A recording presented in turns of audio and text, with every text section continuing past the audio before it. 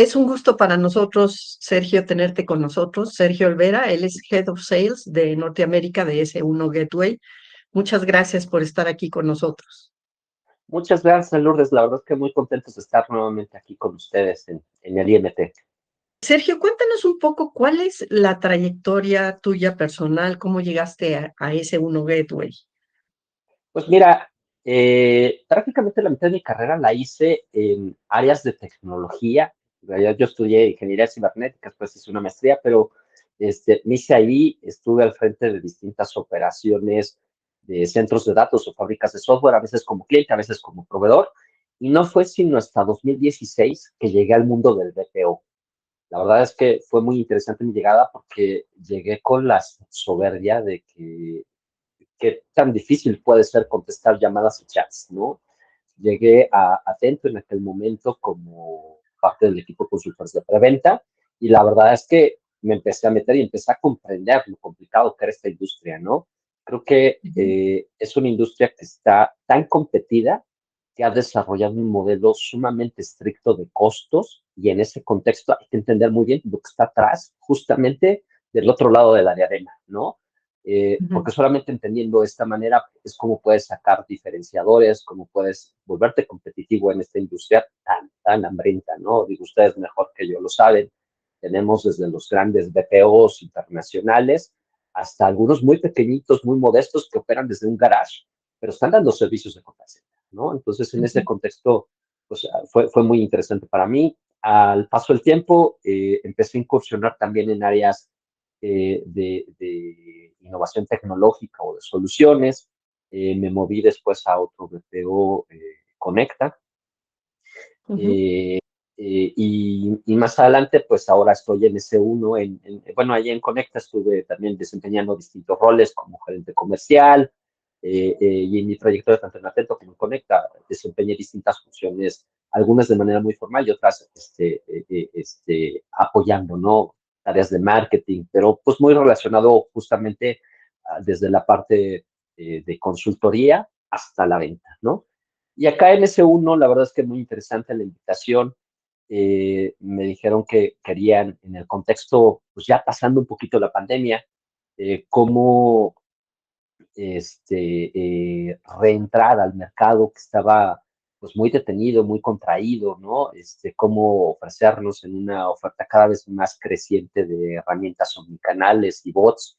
Eh, eh, y fue así que me invitaron a participar en ese uno. ¿Y qué fue lo que te gustó de S1 Gateway?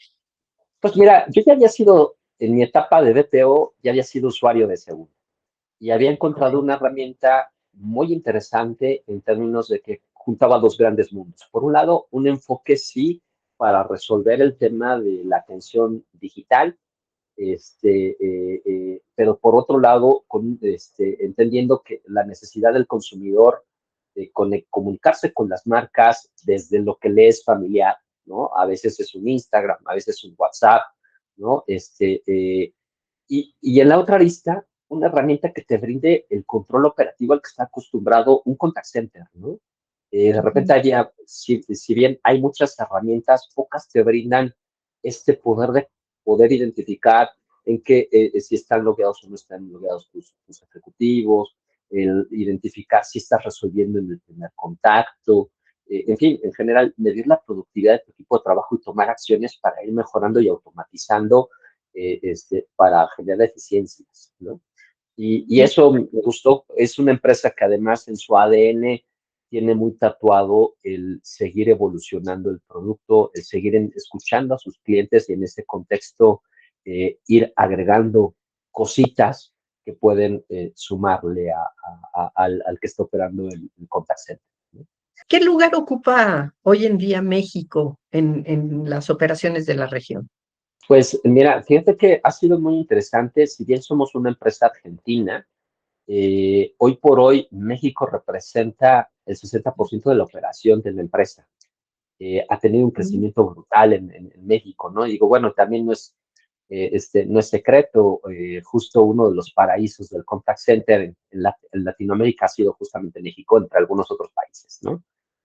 Pero hemos tenido buena cabida acá, creo que nos hemos entendido el mercado mexicano, hemos sabido tocar las puertas correctas y ha sido una recomendación muy de boca en boca, ¿no? La gente que ha ido migrando de empresas, ya sea en BPOs o en contact centers de las marcas, nos ha conocido, nos ha llevado a nuevos lugares, ¿no? ¿Y cuáles son sus proyecciones para este año en México y Centroamérica? Pues mira, se nota complicado en términos de que la economía en general está muy contraída, ¿no? Las proyecciones para México, por ejemplo, se observa que tendremos inflaciones alrededor del 5 o 6%, mientras que el crecimiento se pronostica apenas de 1 o 1.5 en el mejor de los casos.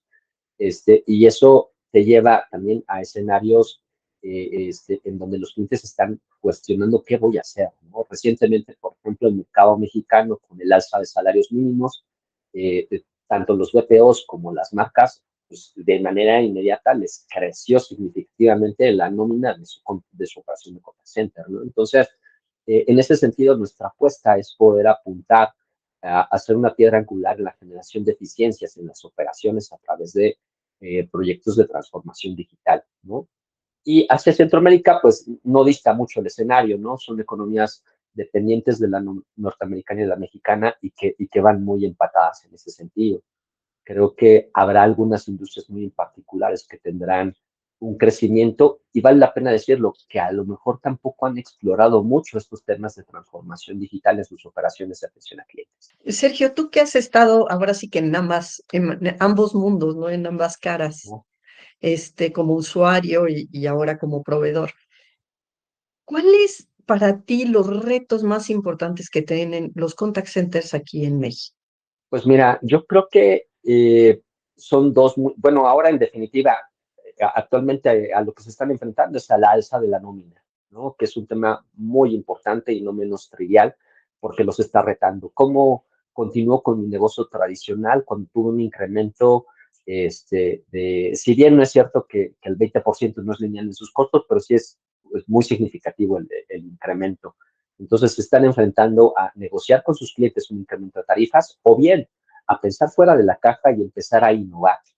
Y en ese contexto, la verdad es que no solo en México, en general en LATAM, la industria del DPO ha sido eh, muy adversa al riesgo y en ese contexto buscan generar operaciones muy de pago por estación, pagos por hora teleoperada, que es en donde está el confort, ¿no? Y donde también de repente hay que decirlo, algunas marcas también se sienten cómodas porque es un modelo fácil de administrar, pero yo creo que el reto de hoy en día en búsqueda de eficiencias tendrán que empezar a encontrar fórmulas que algunos ya las conocen, para absorber un poquito de riesgo y tener acceso a otro tipo a un poquito más de margen en ese contexto, ¿no? Y eso les permitirá y les exigirá que empiecen a hacer estrategias de transformación digital y de automatización, meter un poquito más de bots, cuidando desde luego el customer experience, ¿no? Ya ves Ujú. que, por ejemplo, en España recién salió una legislación que cuida mucho el trato del consumidor porque hubo de aquel lado un abuso en la automatización y generaba muy malas experiencias, ¿no? Pero creo que el sabor que he visto en los bots en Latinoamérica sí está siendo un poco diferente, que sí están pensando en el cliente, en el customer experience, en donde identifican cuándo sí usar un bot, cuándo realmente me ayuda a mí como marca, pero no impacto también positivamente al consumidor, ¿no? Y entonces yo creo que algo que debe empezar a pasar en estos escenarios críticos de mucho estrés, porque pues las grandes marcas van a voltear con sus DPOs y les van a estresar el margen. Y creo que la ruta, el ganar-ganar va a estar justamente en la automatización. ¿Cómo te imaginas tú la evolución de los contact centers en 2 años? O sea, ya no vayamos más allá. Este, ¿cómo para dónde van? ¿Qué va a pasar? Pues mira, mucho se ha hablado del tema de la voz, si va a desaparecer o no.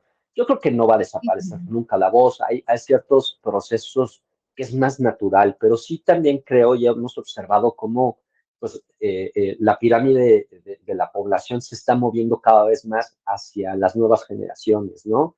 Ya los millennials empiezan a tener un poder adquisitivo relevante y eso los convierte en foco de atención.